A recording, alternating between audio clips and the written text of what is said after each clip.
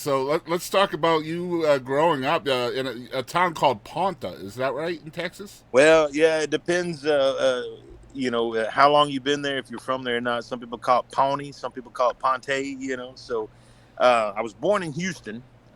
We lived south of Houston for a little bit, and then Hurricane Alicia destroyed our house. So we moved up to East Texas to some land we had, and outside of Ponte, between Ponte and New Summerfield, Okay. exactly between two very very small towns. uh, I think Ponte was one of those that was it was a lumber camp back in the day, and then once they cut down all the trees, they moved the railroad tracks north to New Summerfield, and Ponte held on until the pharmacist moved or died, and then once he died, everybody left town. Mm. See, I'm familiar with New Summerfield. I wasn't familiar with Ponte, but Yeah, so Ponte is at the intersection of Highway 110 and 204. okay. So west of Nacogdoches, east of Jacksonville, south of New Summerfield. So really deep East Texas there. Man, we definitely behind the pine curtain, bro. Yeah, yeah. Uh, it used to always be a question to answer because I'd say, well, I live outside Ponte. I have a Jacksonville phone number, a New Summerfield address, and I go to school in Rusk. So you tell me where I'm from. I don't know. Well, that's a Texas thing, man. Like I'm from Yeah, man. Massachusetts, and we have like strict town boundaries up there. Everybody knows. Sure. Yeah, Cordoned off. Yeah, yeah. yeah. Everything has a, and you know when you leave town because they Right. they announce it. But down here, man, like you're right. Your physical address, your mailing address, your billing address, everything is different. Your ISD is different. Like it's crazy. Oh, 100%. Yeah. Dude, we were probably, I don't remember now, about 15 miles, 20 miles, whatever from Rusk, but we were just south of the New Summerfield ISD line by like a half a mile. Yeah. So we were the first dudes on the bus and the last dudes off. Yeah. You know, That's we used awful. to we catch the school bus at like 5:30 in the morning and get Golly. off of it at like 6 in the evening, dude. Yeah. It's like a factory worker, man. It Hey was man, at terrible. least you got a school bus, man. I had to walk to school when I was a kid, so Uphill both ways, right? yeah, and it snowed like a motherfucker, man. Like Oh, it didn't matter how cold it was. We had to walk, man. It sucked. man. And I'll tell you what, there's nothing worse than getting out of a warm bed at 6 o'clock in the morning and Uh-uh. have to trudging through the snow to Uh-uh. get to school. It's Uh-uh. horrible. And it had to happen. Yeah, because the other option was an ass whipping, you know. Right, right, right. And believe me, that I compared quite often. Do I want an ass whipping today? Right? Believe No, me. I had the flu beat out of me a few times. Yeah, oh yeah, me too, man. So let's talk about like behind the pine curtain. How is music getting into your world as a youngster? You know,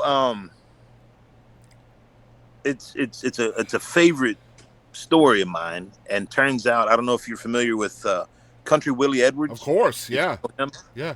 So total like bizarro stuff.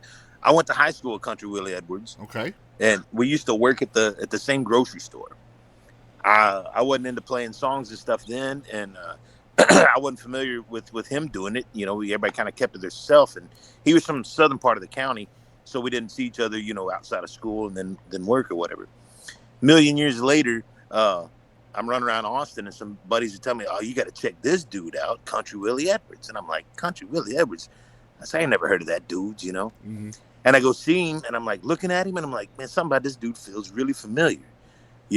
And he always had those dark glasses and the hat low. hmm So finally, like the second time I went to go see him, we hung around. Like I'd left the first time a little bit earlier or whatever. Second time, I hang around, and he comes off stage and he walks up. He's like, "Well, hey, Gabe, it's been a while." And I'm like, "Willie Edwards, I do know you, you Yeah. know."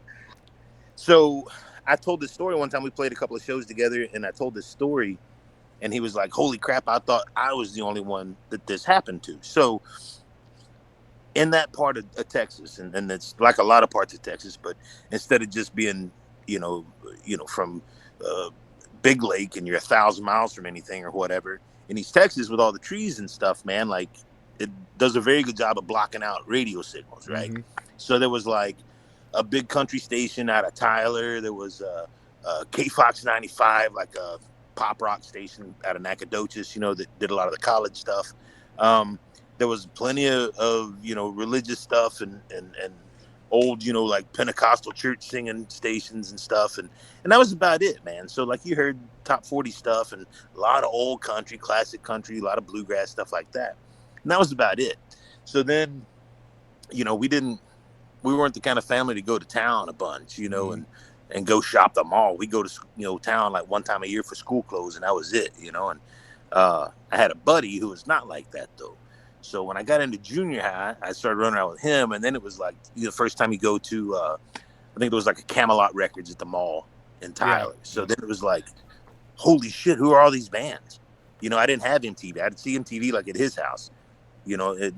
Alongside the dearth of radio stations, there was only like 2 TV channels. You know what I mean? Yep. And so you missed out on like all the fad stuff. So you listen to what your buddies had in their truck. You listen to what your folks had around the house, which wasn't a lot. It was some Willie Nelson, a lot of Crystal Gale, some of that kind of early 80s kind of pop country stuff. And I wasn't against it, but it didn't really do anything for me. Not like the first time I rode around my buddy and heard like Pantera's Vulgar Display of Power, and I'm like, wow. what is this? Where did this come from? And so then like any punk, you go buy, like it was during the height of the Satanic Panic, right? So first I spent money and got like Motley Crue Shout at the Devil and left it laying out so my mom could see it, just to get just a ride. To piss her off, yeah. Just to, and of course it was immediately after like the Geraldo Rivera thing where they had like Motley Crue on, and mom's like, oh my God, it's that Devil record, and I'm like, you goddamn right it is, But then in amongst of all that punk bullshit, right? Like you actually find stuff that you like, oh, I actually like this. It's not just me being loud in the parking lot or whatever. And even early on, it was in that shallow end of the pool. It was still like like guys like Bob Seger. You know what I mean? We're just sort of that middle America kind of. There was some ballad. Hell, he did a Rodney Crowell song. You know what I mean? Like, and so you're hitting that stuff without realizing what it is. But there's something. It tickles your brain a little bit different, than just like, whatever bullshit. And so then the thing I said that got Country Willie excited, man, was we had family friends had come through one time. This old dude was in the Navy back in the war and stuff. And my mom on the front porch had like a wire crate used to send eggs in, like like a milk crate, but all wire, right? Like metal. And he kind of kicked it and he goes, that's the best FM antenna they ever designed by mistake. Yep. I said, what do you mean? He's like, dude, you hook a couple of wires on either side of that thing and plug it in the back of your jam box, and it'll be like you'll be picking up the X, dude. And I'm like, what are you talking about, man? So of course, later that night, here I go, and again, like we're in the middle of a pine forest, man. So I'm like, lightning is a big concern.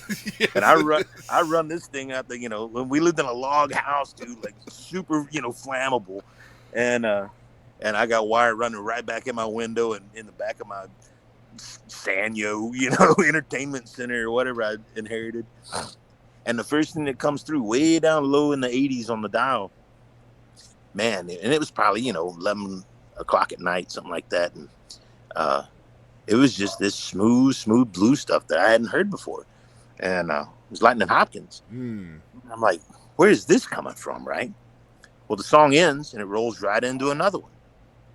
Somebody I didn't know the song and never heard anything like it. I'm like, what is going on? After like 5-6 songs, this guy comes on the air and, you hear like a break, and the DJ comes on. He's like, all right, it's the midnight hour with the Nighthawk or whatever his name was, right? There was a deal called the Red River Radio Network out of LSU, and picked it up strong with that egg crate basket thing, And dude, it was just, these stories get told, but it's really real, man. It was a whole new door opened. I had no clue who these bands were, who these people were, who these songs were, how old they were, these people were still alive. I didn't know. And so then I had, had the old deal where you had the cassette tape and the pause, play and record, and you try to grab songs off of that dude, and write down, whose names, and ask anybody. And if I heard any head talking about blues or whatever, I'm like, hey, you ever heard of Lightning Hopkins? Lord, the laughs I used to get on that one, What do you mean you haven't heard of Lightning Hopkins? I'm like, I just got here, man, Yeah. Um, It's what and happens when you so, live in the woods, my dude, right? dude, no man's an island, but we got close, Yeah, yeah, yeah, yeah. uh, and you think about how insulated all that is, and then when you start hearing stuff that's outside of, the people you're around and the stuff they listen to, well, you're immediately like an outsider. Yeah. What do you mean you don't want to hear, Leonard Skinner? And I'm like, fuck, dude, I've had enough. You know what I Yeah. mean? Like, Mm-hmm. you ever heard this other stuff? So, and with that comes. Do you think that's why you gravitated towards it? Is because so many people were listening to so much of the same stuff, and now you're hearing something completely different, and it just blows your mind, right? Well, 100%, dude. Like, I mean, the exotic nature of it, right? You know what I mean? Like, 100%. Like, that was the initial attraction, sure. But then the reason I stayed is because it, like I said, dude, it tickled something in my head that hadn't been to that point. You know what I mean?